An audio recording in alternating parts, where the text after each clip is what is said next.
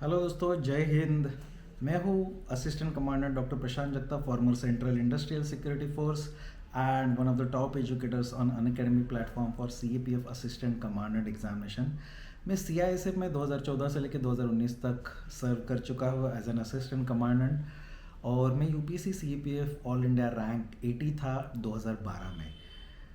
इसके साथ साथ मैंने MBBS भी किया है, और ये जो वीडियो सीरीज़ मैं लेके आया हूँ, ये वीडियो सीरीज़ के थ्रू मैं आपके जो छोटे छोटे डाउट्स है, CAPF हो, CDS हो, AFCAT हो, ये डाउट्स को क्लियर कर रहा हूँ आपका ज़्यादा समय बर्बाद किए बिना, छोटे वीडियोस बना के। तो आपको अगर कुछ भी डाउट है तो हमारे कमेंट सेक्शन में डाल दीजिएगा, हम लोग उसको पिक करके उससे रिलेटेड एक अलग से छोटा सा वीडियो बना के मैं आपके डाउट्स को, जो आपकी क्वेरीज है, उसको आंसर करने की पक्का कोशिश करूँगा।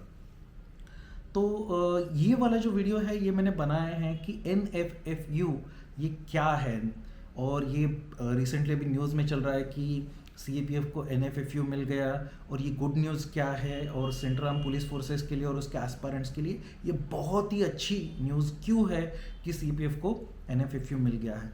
तो बेसिकली दोस्तों, सेंट्रल आर्म पुलिस फोर्सेस ये जो क्लासिफिकेशन है ये नया क्लासिफिकेशन है, 2011 में किया था। पहले इनको CPMF सेंट्रल पैरामिलिट्री फोर्सेस माना जाता था या बोला जाता था। अभी रिसेंटली उनको सेंट्रल आर्म पुलिस फोर्सेस बोला गया। इसमें central industrial security force, border security force, central reserve police force, Indo Tibetan border police और सशस्त्र सीमा बल, इनका डायरेक्ट रिक्रूटमेंट होता है। रिसेंटली भारत सरकार ने आसाम राइफल को भी सेंट्रल आर्म पुलिस फोर्सेस में डाल दिया है, और NSG नेशनल सिक्योरिटी गार्ड को भी सेंट्रल आर्म पुलिस फोर्सेस माना गया है। ये सारे central arm police forces ministry of home affairs, जो सेंट्रल गवर्नमेंट का होम मिनिस्ट्री है, उसके अंडर काम करते हैं। तो पहले क्या होता था, पहले सेंट्रल आर्म पुलिस फोर्सेस को ये NFFU non functional financial upgradation, ये जो स्कीम था, ये जो बेनिफिट थे, ये बिल्कुल लागू नहीं था। ये सिर्फ ऑर्गेनाइज ग्रुप ए सर्विसेज को, OGAS, उनको ही लागू था, जिसमें से भारत सरकार बोल रहा था OGS में आता है IAS, Indian administrative service, Indian revenue service, Indian police service वगैरह वगैरह वगैरह। पहले ऐसा बोला जाता था कि ये benefit central arm police forces के ग्रुप ए ऑफिसर्स को, मतलब क्लास 1 गैजेटेड ऑफिसर्स को, मतलब assistant commandant and above officers को नहीं मिलेगा। तो इसकी वजह से क्या होता था कि सेंट्रल आर्म पुलिस फोर्सेस के ऑफिसर जैसे जैसे प्रमोशन से ऊपर चले जाते थे, तो सारे लोग इमीडिएटली ऊपर प्रमोट नहीं होते हैं। असिस्टेंट कमांडेंट के डिप्टी कमांडेंट बनेंगे, उसके बाद 2IC बनेंगे, उसके बाद कमांडेंट बनेंगे, उसके बाद DIG बनेंगे, IG बनेंगे, ADG बनेंगे।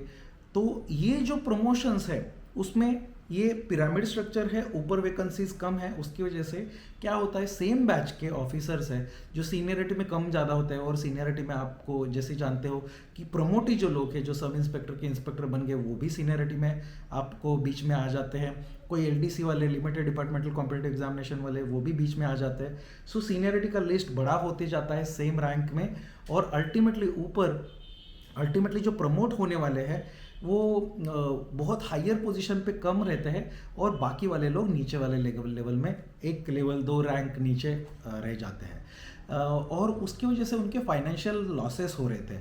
जैसे कि कमांडेंट रैंक जो है और उसके नीचे का 2IC रैंक है, उसमें सैलरी में काफ़ी सारा फर्क था, और जस्ट बिकॉज कोई सीनियर है उसको ज़्यादा सैलरी मिल रहा था, लेकिन है तो तुम्हारे बैच का, उसने ट्रेनिंग भी आप ही के साथ स्टार्ट किया है, सेम एग्जाम ही क्वालिफाई किया है, लेकिन जस्ट बिकॉज ही सीनियर, ही और शी गॉट प्रमोटेड, उनको ज़्यादा सैलरी मिल रहा था।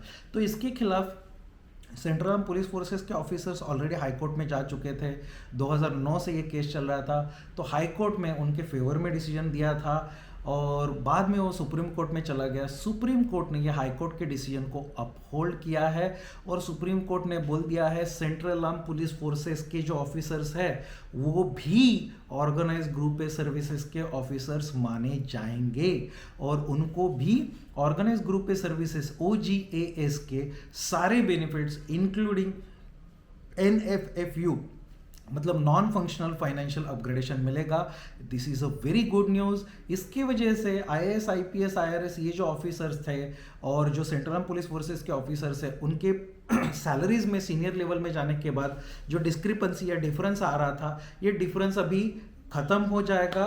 इसका इम्प्लीमेंटेशन स्टार्ट हो चुका है और ये डिफरेंस ख़त्म होने की वजह से सेम बैच के अगर 2 ऑफिसर्स है, एक सीनियर पोजीशन पे भी है, इसका एक का प्रमोशन हो गया, दूसरे का नहीं हुआ, both of them will get same salaries और किसी का भी फाइनेंशियल नुकसान नहीं होगा even if you are not promoted.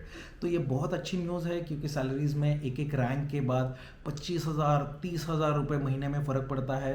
तो ये बहुत अच्छी न्यूज़ है। इररिस्पेक्टिव तो आपको ये डरने का ज़रूरत नहीं है। सो जो लोग भी central arm police forces assistant commander की प्रिपरेशन कर रहे हैं, इनके लिए बहुत ही अच्छी खबर है। आप अभी बहुत अच्छा करियर प्रोग्रेशन लेके बहुत अच्छा सैलरी के साथ काम कर सकते हो। और आप में से काफ़ी लोग नहीं जानते होंगे तो सेंट्रल आर्म पुलिस फोर्सेस में कोई भी सिविलियन नौकरी से लेके जैसे आईएएस है, आईपीएस है, आईआरएस है, उनसे ज़्यादा salary central arm police forces में मिलता है क्योंकि हम लोग को रिस्क अलाउंस मिलता है, हायर एरिया अलाउंस मिलता है, हम लोग को अलाउंसेस ज़्यादा है। पैरामिलिट्री पे के जो अलाउंसेस है हम लोग हर महीने में लगभग 20 से 25,000 रुपये अलग अलग जगह के हिसाब से अलाउंसेस ज़्यादा मिलते हैं। इसकी वजह से सेंट्रल आर्म पुलिस फोर्सेस के ऑफिसर्स के सैलरीज कोई भी सिविलियन ऑफिसर से हमेशा ही ज़्यादा रहेंगे। तो सैलरी का बेनिफिट तो है ही है और पे एंड पर्क्स का जो डिस्क्रिमिनेशन चल रहा था वो हमारे ऑनरेबल सुप्रीम कोर्ट के जजमेंट की वजह से ख़त्म हो चुका है। सो आप बिंदास central arm police forces assistant commandant का तैयारी कीजिएगा। और अगर आपको कुछ भी डाउट आता है आपके प्रिपरेशन के बारे में या फोर्सेस के बारे में, आपको कुछ भी क्वेरीज है, आप कोई भी जानकारी चाहते हो, आप कमेंट सेक्शन में डाल दीजिए और हम लोग आपके इसके क्वेरी के ऊपर पक्का एक नया वीडियो बना के मैं आपको पक्का मदद करूँगा। और अगर आपको मेरा वीडियो अच्छा लगा तो पक्का इसको लाइक कर दीजिएगा, इसको बहुत ज़्यादा शेयर भी कर दीजिएगा और हमारे चैनल को सब्सक्राइब करना ना भूलिएगा। अगर आप हमारे साथ पढ़ना चाहते हो, इंडिया के टॉप एजुकेटर्स के साथ डिफेंस एग्जामिनेशन का प्रिपरेशन करना चाहते हो तो अनअकैडमी एप्लीकेशन डाउनलोड करके उसमें हमारे जो कोर्सेस है उसमें आप सब्सक्राइब कर सकते हो।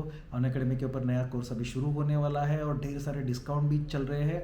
डिस्काउंट पर आपको पाने के लिए you can use referral code Prashant YT10 PRASHANT YT10।